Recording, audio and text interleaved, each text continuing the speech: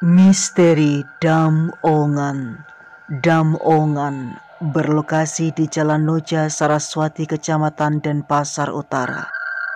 Beberapa warga kota Denpasar mengenali tempat ini sebagai dam angker, sekaligus syarat dengan nilai sejarah.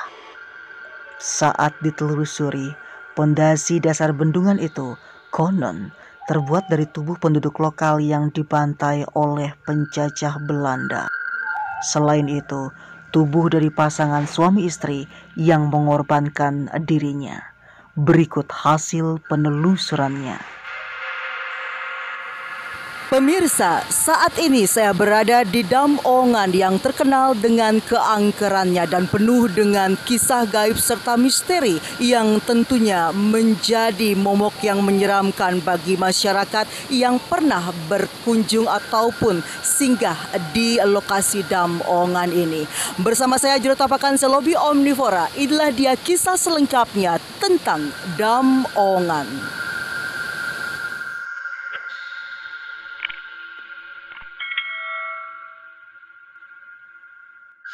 Konon, ada seorang raja dari kerajaan Pemecutan bernama Cokorde Pemecutan.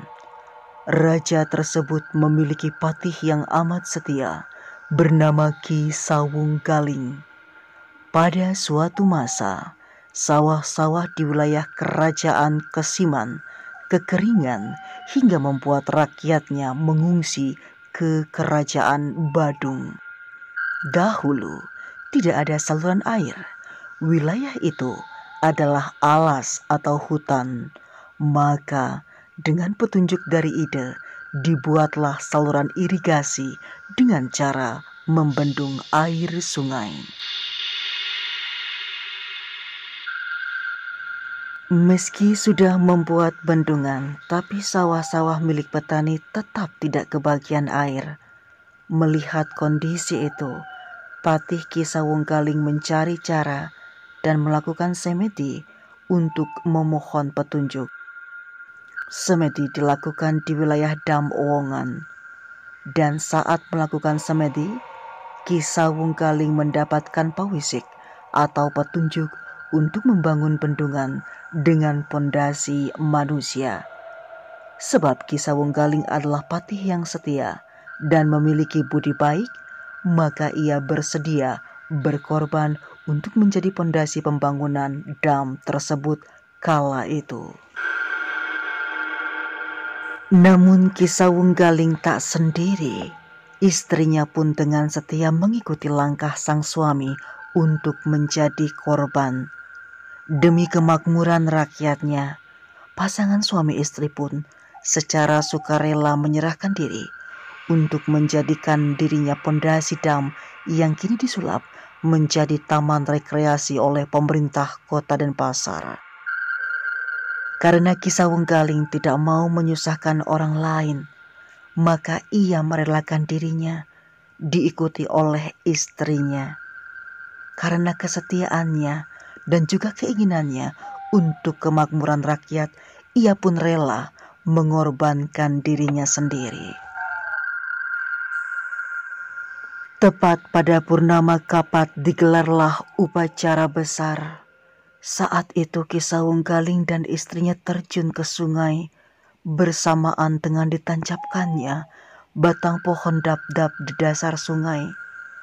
Dalam sekejap, pasangan pengantin itu menghilang. Suasana haru menghantarkan pengabdian Ki Sawung Galing dengan istrinya. Kesedihan pun menyelimuti sang raja, sebab ia harus merelakan abdinya yang setia. Dan benar saja, saat itu air sungai mulai naik, memenuhi aliran dan dapat mengairi sawah petani. Untuk menjadi pengingat, maka bendungan tersebut diberi nama Dam Ongan. Dam artinya bendungan, sementara Ongan atau Wongan adalah manusia. Jadi, Dam Ongan dapat diartikan sebagai bendungan yang dibangun dari tubuh manusia untuk menghasilkan aliran air yang mengaliri sawah-sawah milik petani kala itu. Dam Ongan mengingatkan kita kepada kisah kesetiaan Ki Sawunggaling dan istrinya yang rela berkorban menjadi pondasi bendungan atau dam ini demi kesejahteraan dan kemakmuran rakyatnya.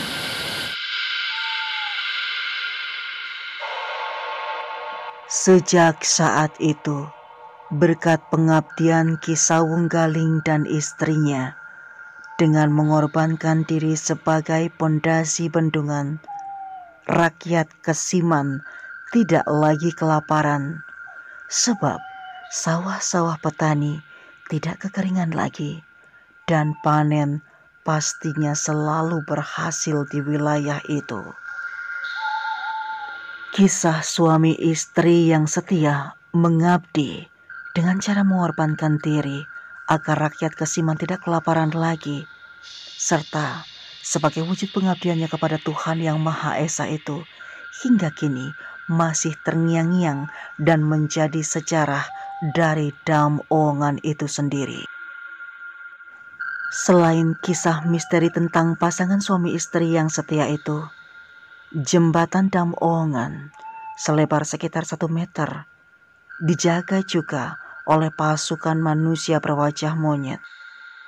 Pasukan ini berjaga di sana karena Dam Ongan termasuk tempat suci yang dijadikan sebagai peribadatan umat Hindu. Sementara cerita yang lain lagi yang jarang diketahui oleh banyak orang, bendungan itu,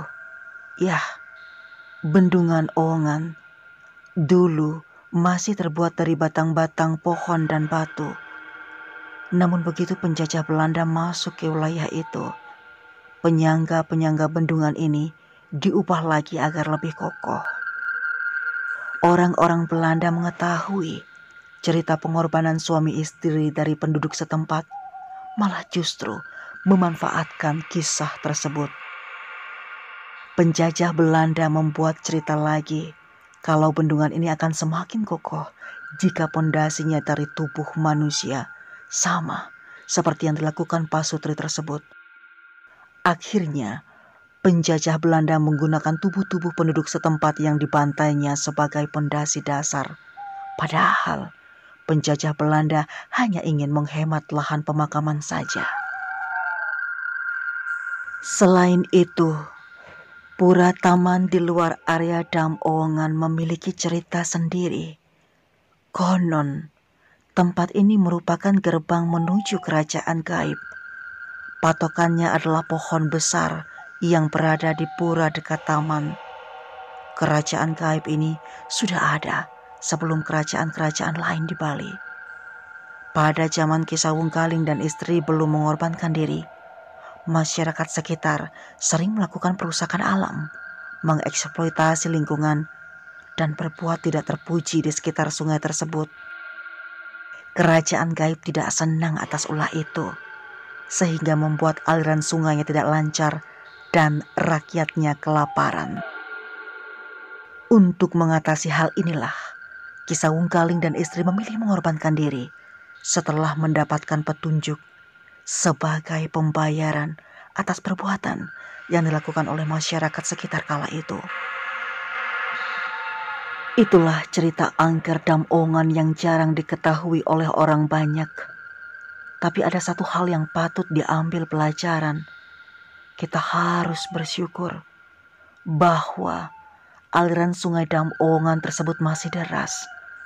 Berkat pengabdian Ki Sawunggaling dan istrinya, kita harus menghormati tempat itu dengan cara tidak membuang sampah sembarangan. Dan teruslah melakukan hal-hal positif demi kenyamanan seluruh umat manusia di bumi ini. Dam Ongan adalah dam yang terletak di sebelah timur Banjar Ongan itu sendiri. Berbagai kisah misteri yang konon mengisahkan tentang keangkeran dan keramatnya Dam Ongan ini pernah didengar. Namun hal itu adalah suatu bukti bahwa Ki Patih Sawunggaling yang menjadi fondasi dasar daripada Dam Ongan ini masih setia dengan masyarakatnya di sini.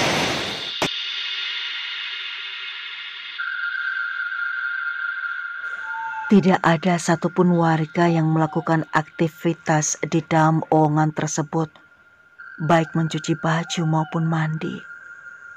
Banyak warga yang tidak mau menghabiskan waktunya untuk berdiam di sini, meskipun riakan air dan banyaknya pohon pada bendungan menjadikan tempat ini sejuk sekali. Beberapa warga mengatakan tempat ini adalah angker dan selalu meminta tumbal. Bahkan dari mereka mengatakan banyak dan sering sekali ada penampakan yang terlihat seperti rangde, kuntilanak, pocong, bahkan yang belum lama ini misteri tuyul pernah mewujudkan penampakannya di lokasi Dam Ongan ini. Konon pada masa sebelum tahun 1980-an, Dam Ongan merupakan objek pariwisata di kawasan Denpasar Utara. Sebab saat itu, tempat ini terdapat kolam renang, taman bunga, serta lintasan balapan motor, hingga menyebabkan setiap malam ada saja orang yang berkunjung ke tempat ini.